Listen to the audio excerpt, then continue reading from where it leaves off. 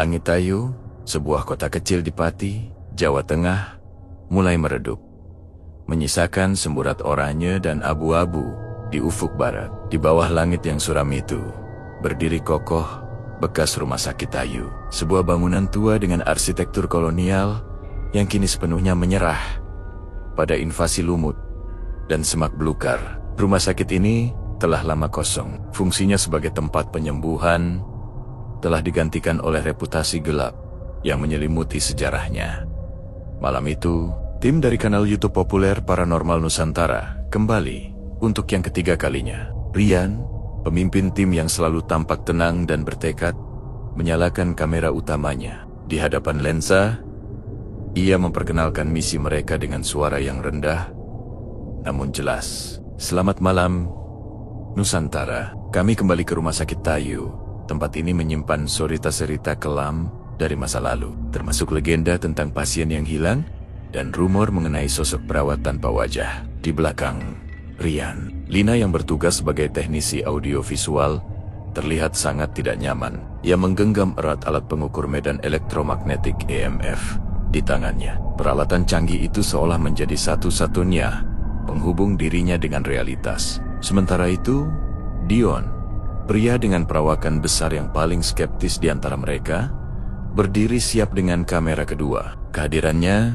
berfungsi sebagai penyeimbang logis dalam setiap eksplorasi spiritual.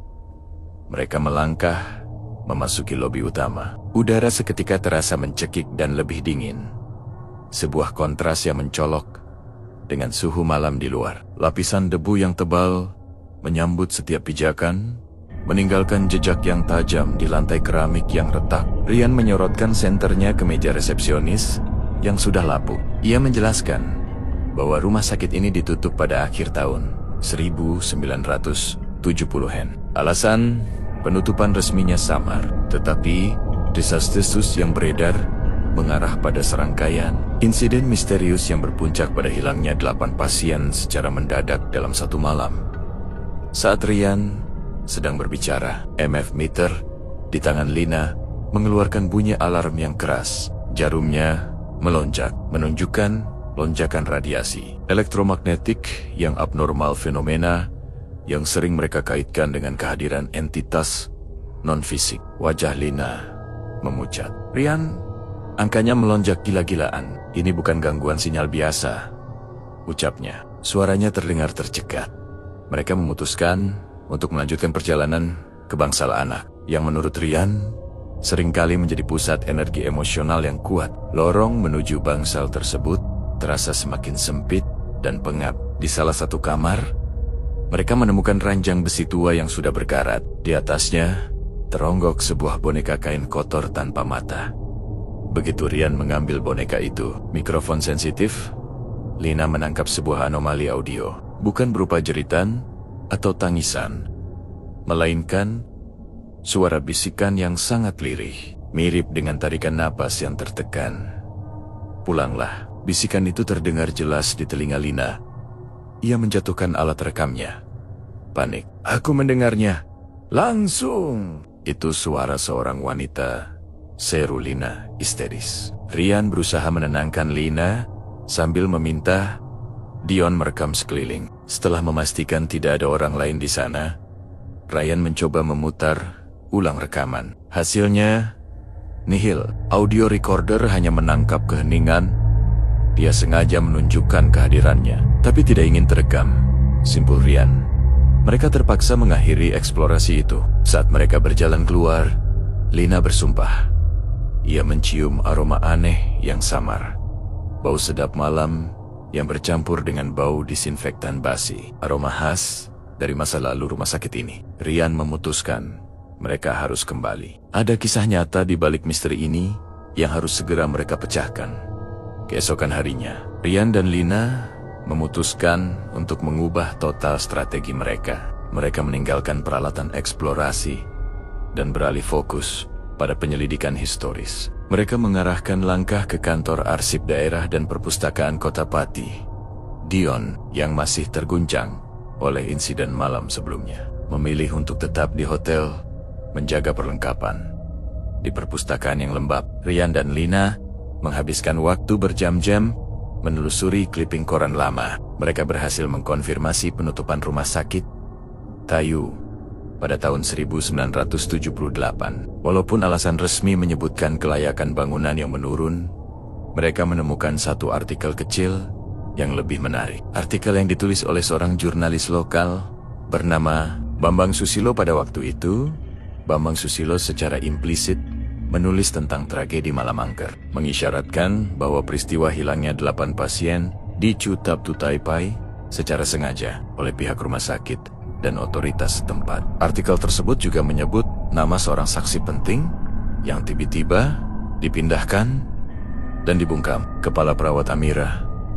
Kepala perawat Amirah adalah kunci untuk membuka rahasia ini, kata Ryan. Sambil mengambil foto clipping koran yang sudah menguning tersebut, menggunakan koneksi yang Ryan miliki, mereka berhasil melacak putra dari jurnalis tersebut. Bambang Susilo sudah lama meninggal, tetapi putranya, Teguh, seorang kolektor barang antik, masih tinggal di rumah peninggalan ayahnya di Juwana. Teguh awalnya enggan untuk berbagi cerita. Ia hanya mengingat bahwa ayahnya menjadi sangat tertutup setelah menulis artikel kontroversial itu. Ayah selalu bilang, rumah sakit itu bukan hanya tempat kematian. Itu adalah tempat kebohongan dikuburkan, ujar Teguh, sambil menunjuk ke sebuah kotak B3 logam yang berkarat di sudut ruangan. Ayahnya menyimpan kotak itu sebagai bukti terakhir dari penyelidikannya. Teguh akhirnya menyerahkan kotak kuno itu. Di dalamnya, Ryan menemukan kartu identitas perawat yang rusak, sebuah jarum suntik tanpa label, dan yang paling penting, sebuah foto hitam putih rombongan perawat. Ada satu perawat di barisan belakang yang wajahnya sengaja dicoret dengan tinta hitam tebal. Kartu identitas yang rusak itu milik perawat bernama Siti. Inilah dia, perawat tanpa wajah, bisik Lina. Perasaan dingin merayapinya lagi. Ryan yakin bahwa wajah perawat Siti sengaja dihilangkan dari catatan sejarah. Ia mulai menyusun kronologi. Hilangnya pasien, pemberitaan Bambang Susilo, dan penghapusan identitas perawat Siti. Mereka mendapatkan informasi tambahan dari Teguh. Ayahnya pernah menyebut bahwa perawat Siti adalah satu-satunya staf yang memiliki akses ke ruang isolasi bawah tanah, RIT, tempat rahasia yang konon digunakan untuk menyimpan obat-obatan terlarang.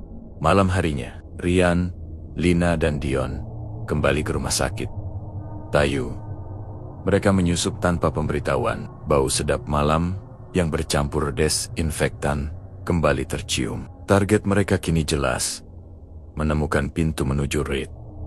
Setelah mencari di sayap belakang, jauh dari bangsal utama, Dion menemukan tumpukan kain operasi. Di baliknya, terlihat sebuah pintu besi kecil yang tersembunyi di lantai. Dion menggunakan linggis. Setelah gesekan logam yang memekakkan telinga, pintu itu terangkat. Udara lembab, bau tanah basah, dan kegelapan total menyambut mereka. Tangga curam di bawahnya adalah jalan menuju misteri yang sudah puluhan tahun terkubur.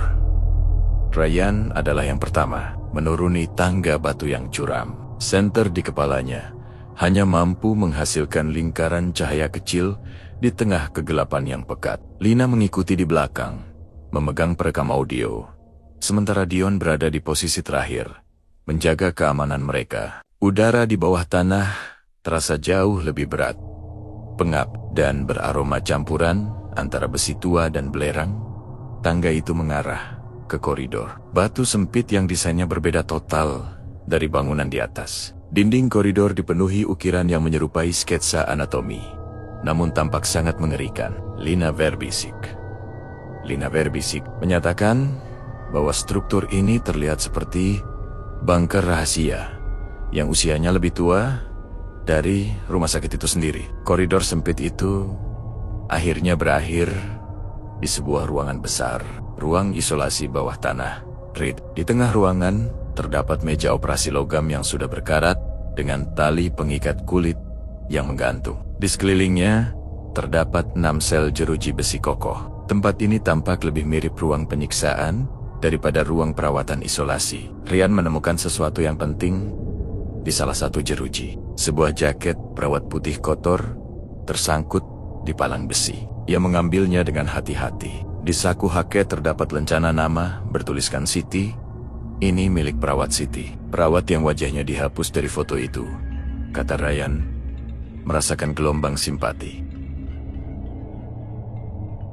Begitu Ryan memegang jaket tersebut, Lina merasakan lonjakan energi spiritual yang dahsyat. Ia mundur beberapa langkah, matanya membesar karena ketakutan. "Ryan, kita harus segera keluar. Aku merasakan kehadiran yang sangat marah," desak Lina. Suaranya dipenuhi kepanikan. Tiba-tiba, dari ujung ruangan yang gelap, terdengar suara. Bukan lagi bisikan, melainkan gerungan yang panjang dan menyayat hati. Seperti rintihan kesakitan yang sudah lama tertahan. Suara itu beresonansi kuat di seluruh ruangan batu. Ryan segera menarik Lina dan mereka berlari kembali ke koridor. Namun, saat mereka mencapai tangga, pintu besi kecil itu tiba-tiba terbanting, menutup dengan suara dentuman yang memekakan telinga. Pintu itu terkunci, menjebak mereka di bawah tanah. Dion berusaha mendorong pintu itu dengan sekuat tenaga, tetapi seolah ada kekuatan tak kasat mata yang menahannya dari dalam. Gerungan di belakang mereka semakin keras. Ryan melihat bercak darah kering yang sudah menghitam di bagian belakang jaket Siti. Ia menyadari kebenaran yang mengerikan. Perawat Siti bukanlah pelaku, melainkan korban ke-9 yang lenyap. Di tengah kepanikan, Ryan melihat ada tulisan yang diukir kasar pada dinding koridor.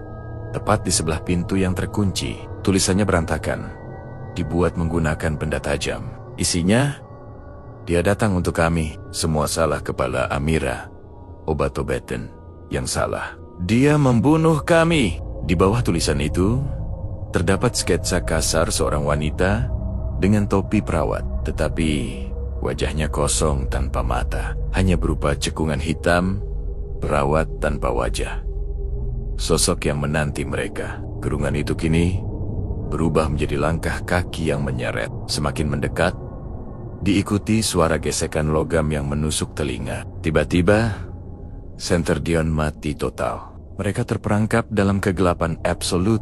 "Lari!" Sembunyi ke ruangan penyimpanan, perintah Ryan. Mereka merangkak masuk ke celah kecil di dinding. Saat mereka bersembunyi, suara tarikan napas berat terdengar tepat di seberang dinding batu. Entitas itu tahu persis lokasi mereka. Dion secara tidak sengaja menjatuhkan botol minum. Terdengar bunyi krak di dinding dan bayangan tangan besar muncul, mencakar dinding batu di atas kepala mereka. Dalam celah sempit itu, mereka bertiga terjebak dalam kengerian yang mencekam. Mereka tidak bisa bergerak. Dan di luar, suara cakaran di dinding batu semakin agresif dan brutal. Ryan memeluk Lina, berusaha menenangkannya dalam kegelapan. Ia menggunakan cahaya redup dari ponselnya untuk melihat sekeliling ruangan penyimpanan obat-obatan bekas. Di sudut ruangan, Ryan melihat tumpukan kaleng tua. Di antara tumpukan itu, ia menemukan sebuah buku catatan kecil bersampul kulit hijau tua. Ia segera meraih buku itu. Itu adalah buku harian kepala perawat Amira. Dengan tangan gemetar, Ryan membuka buku tersebut. Halaman-halaman itu dipenuhi tulisan tangan rapi yang mencatat peristiwa sekitar tahun 1977 hingga 1978. Buku harian itu berisi pengakuan yang mengejutkan. 15 Maret 1978. Proyek obat baru yang didesak militer gagal total. Saya diperintahkan DR Heru melakukan uji coba akhir pada 8 pasien terminal DIRIT. Dosisnya salah. Obat itu tidak menyembuhkan. Justru, obat itu mengubah mereka menjadi makhluk yang tak terkendali. 25 Maret 1978 malam, tragedi. Siti menemukan sisa obat dan mengancam untuk membocorkan kejahatan ini kepada jurnalis Bambang. Saya tidak bisa membiarkannya. Saat dia berada di dalam RIT, saya mengunci pintu besi dari luar. Saya melihat para pasien yang mengamuk menyerang Siti. Untuk menutupinya, kami sepakat menghilangkan Siti dan membuatnya sioliola. Dia melarikan diri. Ryan berhenti membaca Napasnya tercekat. Lina Teresak. Kebenaran yang mereka hadapi bukanlah sekadar hantu biasa, melainkan manifestasi kemarahan dari korban eksperimen medis yang mengerikan. Perawat Siti dibunuh demi menutupi pembunuhan massal yang dilakukan oleh kepala perawat Amira dan DR. Heru di luar sela. Suara cakaran tiba-tiba terhenti. Keheningan yang menggantikan kegaduhan itu jauh lebih menakutkan. Rian merasakan hawa panas menyeruak di dalam celah. Ponselnya mati total. Kegelapan mutlak kembali menyelimuti mereka. Kemudian sebuah suara, gerungan wanita yang kini terdengar seperti tangisan keputusasaan, terdengar tepat di sebelah Rian. Kau tahu semuanya. Lina mengherit. Ia menyentuh dinding batu di sebelahnya, dan tangannya merasakan cairan yang lembut dan lengket. Ada darah. Rian, cairan merah kental di dinding, seru Lina. Dion meraba area itu. Cairan itu memiliki bau manis yang aneh. Bukan bau besi khas darah. Rian menyalakan korek api. Dalam kilatan cahaya kecil, ia melihat pemandangan yang tak terbayangkan. Dinding di depan mereka tidak lagi berupa batu. Mereka diimpit oleh dinding yang terbuat dari kulit dan daging yang bergerak perlahan, mendorong mereka semakin ke dalam. Dion berteriak penuh kengerian. Manifestasi fisik dari 9 roh yang tersiksa telah menjebak mereka. Rian tahu, satu-satunya cara untuk bertahan hidup adalah menyelesaikan misi Siti. Membuka pintu dan membongkar kejahatan ini. Ia mencengkeram buku harian itu dan merangkak menuju pintu. Namun, di depan pintu yang terkunci, sosok perawat tanpa wajah kini berdiri diam, menghalangi jalan keluar. Sosok itu seolah berkata, rahasia ini akan terkubur selamanya di sini. Pertemuan langsung dengan entitas perawat tanpa wajah di koridor batu itu menghentikan langkah Rian. Ia menyadari bahwa perlawanan fisik tidak mungkin dilakukan terhadap manifestasi rasa, sakit, dan pengkhianatan yang begitu besar. Sosok hantu itu bukan hanya ingin membunuh mereka, tetapi juga berusaha memastikan buku harian Amira tidak pernah dilihat oleh dunia luar. Siti, aku tahu kau mendengarku, teriak Rian. Suaranya parau karena ketakutan. Ia mengangkat buku harian itu tinggi-tinggi. Kami datang bukan untuk menutupinya. Kami ingin mengungkap kejahatan yang membunuhmu. Amira dan Heru adalah orang-orang yang harus bertanggung jawab. Begitu Rian menyebut nama Amira, sosok bayangan itu tampak bergetar. Manifestasi kulit dan daging yang menghimpit mereka di celah persembunyian melemah sejenak, memberikan sedikit ruang. Saat itulah Dion mengambil tindakan drastis. Ia sadar ia adalah satu-satunya dengan kekuatan fisik untuk menciptakan gangguan. Rian, aku akan menarik perhatiannya. Bawa Lina dan lari ke pintu itu. Sekarang, Dion menarik napas, meraih senter yang sempat ia jatuhkan, dan melemparkannya ke ujung koridor, jauh dari pintu keluar. Cahaya kecil itu berhasil mengalihkan fokus sosok perawat tanpa wajah. Sosok itu tampak berbalik, bergerak lambat menuju sumber cahaya yang baru. Jangan, Dion, teriak Lina. Air mata membasahi wajahnya. Pergi, balas Dion dengan suara lantang. Rian tahu ini adalah kesempatan terakhir mereka. Ia menarik Lina dengan sekuat tenaga, dan mereka berlari menembus koridor. Rian membenturkan bahunya ke pintu besi yang terkunci berkali-kali, berusaha memaksa engsel yang berkarat itu terbuka. Kemudian mereka mendengar teriakan Dion, bukan teriakan ketakutan, melainkan suara kemarahan dan perlawanan. Terdengar bunyi retakan yang mengerikan, diikuti oleh keheningan yang sangat cepat dan total. Rian berhasil membuka pintu besi sedikit dan menarik Lina keluar. Mereka merangkak kembali ke lantai rumah sakit yang berdebu. Mereka terengah-engah. Lina menangis histeris. Mereka telah meninggalkan Dion di bawah sana. Kita harus kembali untuknya, pinta Lina.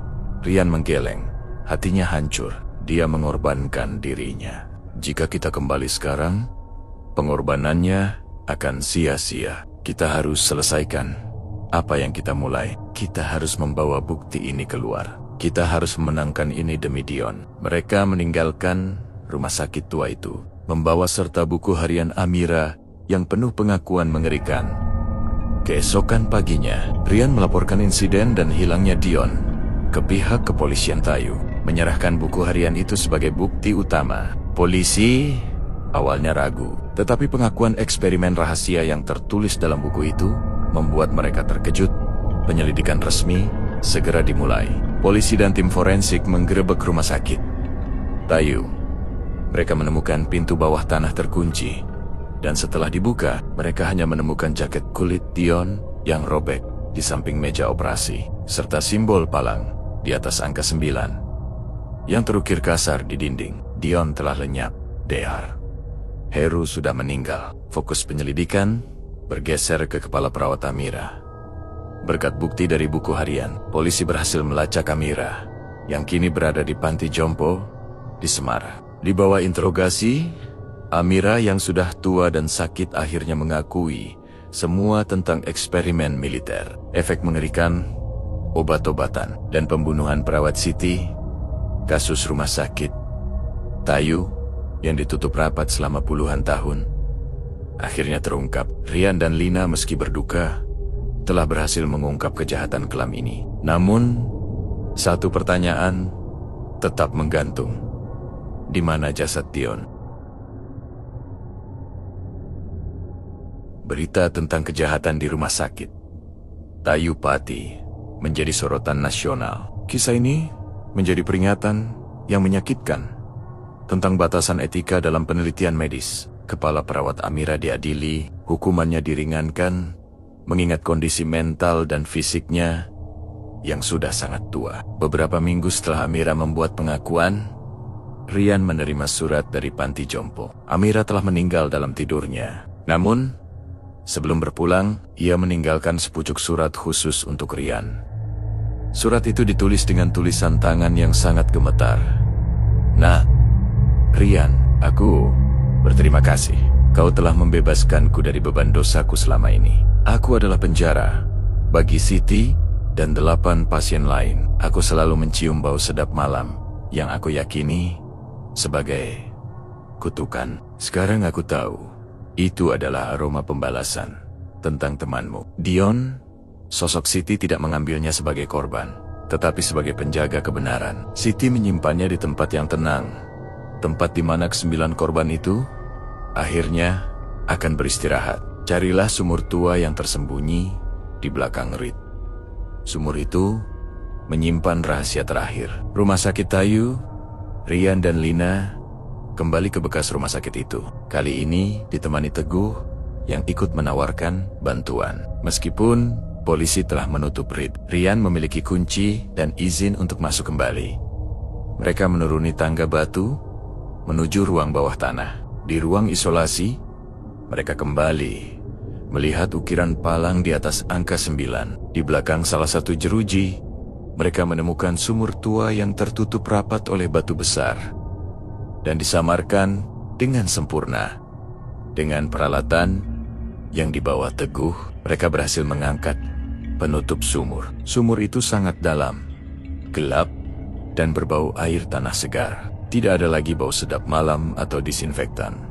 Saat senter mereka menembus kegelapan, mereka melihatnya 7 kotak kayu yang terikat tali mengambang di permukaan air, dan di samping kotak-kotak itu terbaring jasad Dion yang masih utuh. Wajahnya tenang, seolah ia hanya tertidur pulas. Di tangan Dayan terselip sebuah jarum suntik besar.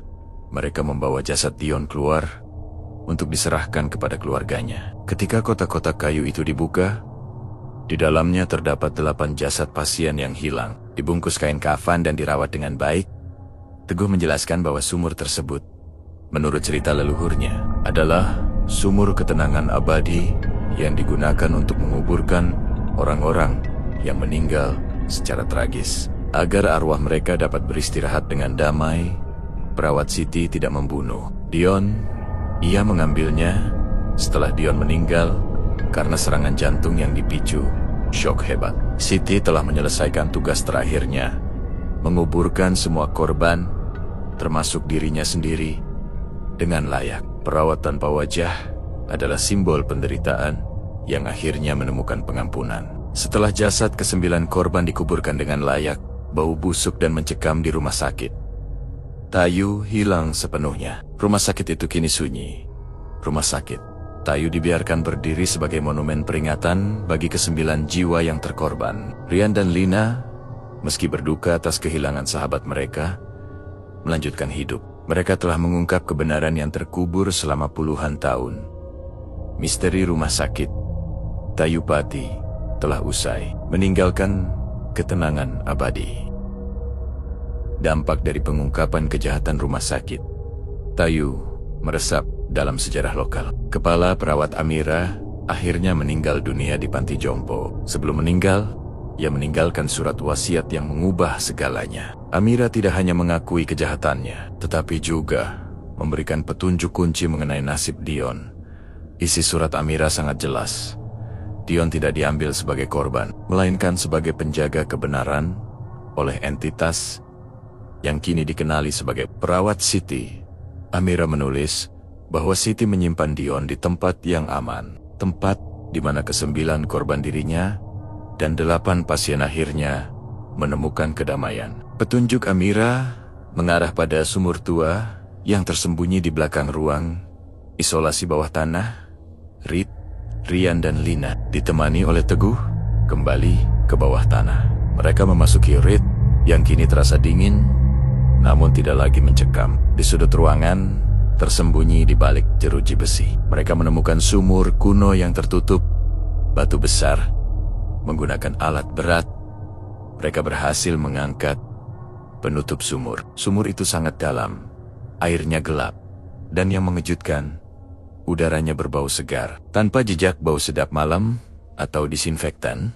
Saat mereka menyinari kedalaman sumur, pemandangan itu terasa surreal. Di permukaan air, mengambang 7 kotak kayu yang diikat rapi. Di samping kotak-kotak tersebut, terbaring jasad Dion yang masih utuh. Wajahnya menunjukkan ekspresi tenang, tangannya menggenggam erat sebuah jarum suntik besar. Ini adalah jarum suntik tanpa label yang mereka temukan di bab 2, yang mengandung sisa eksperimen setelah mengevakuasi Dion dan menyerahkan jasadnya kepada keluarga. Rian dan Lina membuka kotak-kotak kayu tersebut. Di dalamnya terdapat sisa-sisa 8 pasien yang hilang, masing-masing dibungkus kain kafan dengan rapi. Siti telah melakukan ritual penguburan bagi mereka. Teguh menjelaskan bahwa sumur itu dikenal sebagai sumur ketenangan, tempat masyarakat kuno menguburkan orang yang mati secara tragis agar arwahnya tentram. Perawat Siti telah menggunakan sisa kekuatannya untuk menguburkan rekan-rekan korbannya. Dan Dion, yang meninggal karena syok hebat, dihormati sebagai orang ke-9 yang mengungkap kebenaran. Siti menjadikan Dion sebagai bagian dari kisah akhir yang damai. Kebenaran yang paling epik adalah perawat tanpa wajah bukanlah iblis, melainkan penjaga keadilan yang mencari ketenangan. Begitu 9 jasad tersebut dikuburkan dengan layak di pemakaman umum Tayu, semua fenomena paranormal di rumah sakit Tayu berhenti total. Bau sedap malam dan aura mencekam hilang, digantikan oleh kesunyian yang abadi. Rian dan Lina, meskipun hancur karena kehilangan Dion, menutup kanal mereka. Kisah rumah sakit Tayu Pati mereka rekam dan publikasikan sebagai monumen peringatan tentang pengorbanan Dion dan pertarungan melawan kejahatan yang tersembunyi. Mereka berhasil mengungkap kebenaran yang terkubur selama puluhan tahun. Rumah sakit itu dibiarkan berdiri sebagai saksi bisu, sebuah simbol epik dari penderitaan yang akhirnya menemukan pengampunan.